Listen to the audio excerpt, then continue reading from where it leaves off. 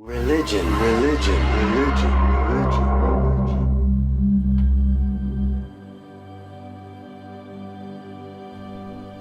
Does your life have meaning? Does it have value, purpose? If you suddenly died or disappeared, would it make much difference? What if you had never been born? Would the world be better off? Or worse? Or neither? What does it all mean?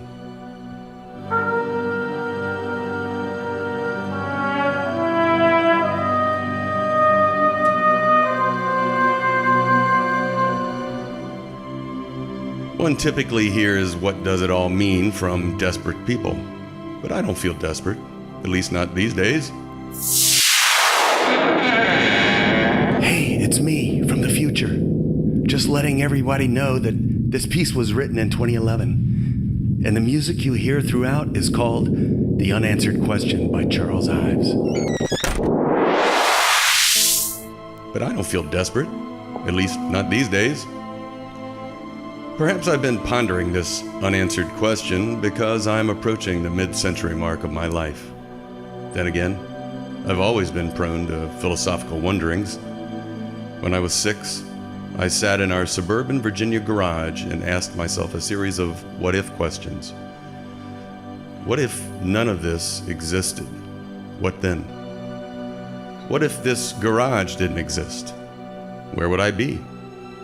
What if this house didn't exist? What if this neighborhood didn't exist? What if this country didn't exist? This planet? What if the sun didn't exist? The universe? What if I didn't exist? Well, perhaps I would still exist in the mind of God. But what if God didn't exist? What would there be? Nothing. There would be nothing. What if nothing existed?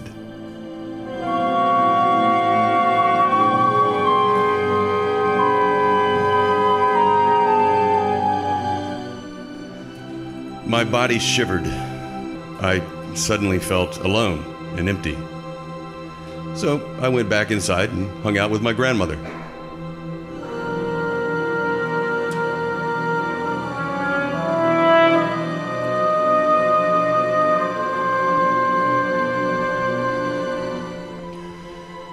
I don't think my grandmother ever wondered whether her life had meaning.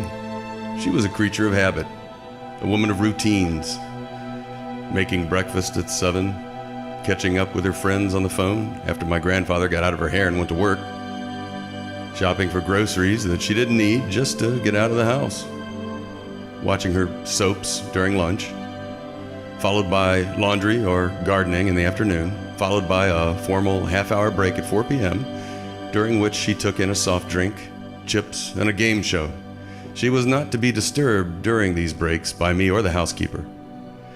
Then dinner, cleanup, sifting quickly through the newspaper before primetime TV began at 8, dessert at 9, then to bed at 11, in time to drift off to sleep during Johnny Carson's monologue.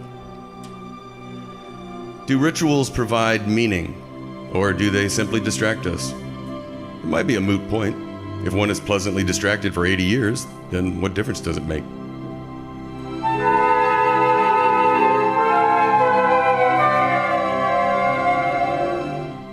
Once, in my 20s, while I was indeed going through a desperate period, I told my grandparents tearfully that I felt worthless. My grandfather replied, "Son, you're worth a lot to us. We've invested a lot of time and money in you." I told them I didn't deserve all that they had done for me. "How can I ever repay you?" I asked. "We love you, Gregory," my grandmother replied. "We just want you to be happy." My grandfather said, "You can repay us by living a long and healthy, good and prosperous life." For them, and seemingly many other people, life is just that simple. They live on instinct.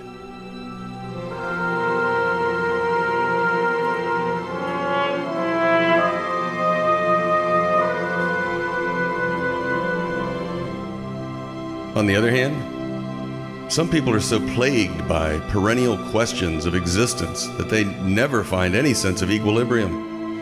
By the way, I used to toss out that phrase a lot, perennial questions of existence, when I was in college on first dates. I never got second dates from those girls. During the lost years of my 20s, I read a novel by John Barth called The End of the Road. In it, the main character decides to kill himself because his life has no meaning. He goes through the process of ordering his affairs and saying goodbye to his friends, and in the end decides not to kill himself because his death wouldn't have meant any more than his life.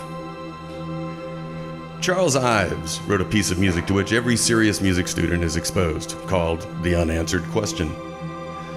Over a soft bed of consonant strings, which sound like a hymn, a solo trumpet intones a series of rising phrases. A quartet of flutes answer each of these questions, each episode more dissonant, as if they were getting tired of answering the same question over and over. The trumpet has the last word, which seems arbitrary to me. Perhaps if Ives had let the argument play out, the flutes would have eventually answered the question to the trumpet's satisfaction.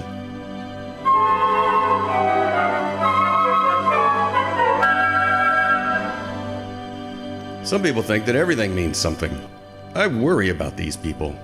What a burden it must be to see every cigar as a penis, to interpret every earthquake, plague, and tornado as the act of a punishing deity, to imagine every political cataclysm as a cabal between the CIA, the Illuminati, and Bill Gates. Some people think that the search for meaning itself is futile. How do they know? Maybe they're just lazy. Maybe meaning lies just around the bend in the form of a blissful relationship or a productive career or even some kind of divine endowment. Atheism seems as arbitrary to me as Ives' unanswered question. It's a belief no different in this regard from any religion. An atheist friend once told me over drinks that her two greatest fears in life were that there is no God, followed closely by there is a God.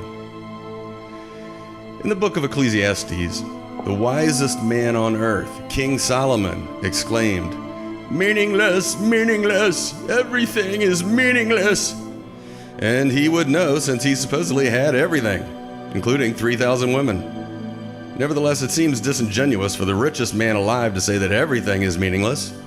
I might be more inclined to believe Solomon if he had given most of his wealth to the poor and most of his wives to the horny. Then again, there's no proof that poverty is inherently more meaningful than wealth.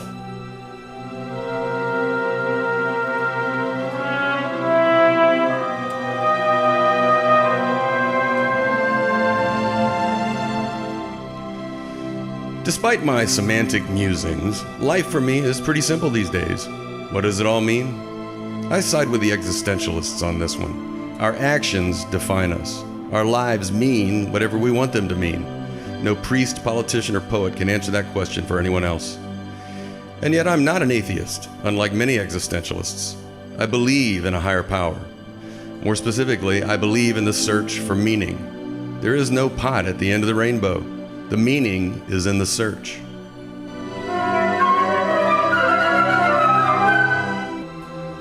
Most of the time, I am grateful for my current position in life, though in recent years, I have made huge financial mistakes.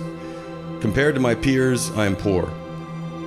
In a momentary lapse of gratitude the other day, I exclaimed to a friend, "I should be conducting orchestras and directing plays, not parking cars." I have another friend in Los Angeles whose brother directs major motion pictures. She tells me that he constantly frets over his status as a hitmaker. He spends $10,000 a month on a rental cottage in the Hollywood Hills while his mansion is being renovated. And if his next picture isn't a blockbuster, he may have to sell the mansion and move into a cheap apartment at $4,500 a month. What does it all mean? Who knows? Would my life be more meaningful if I were conducting orchestras and directing plays professionally? Perhaps.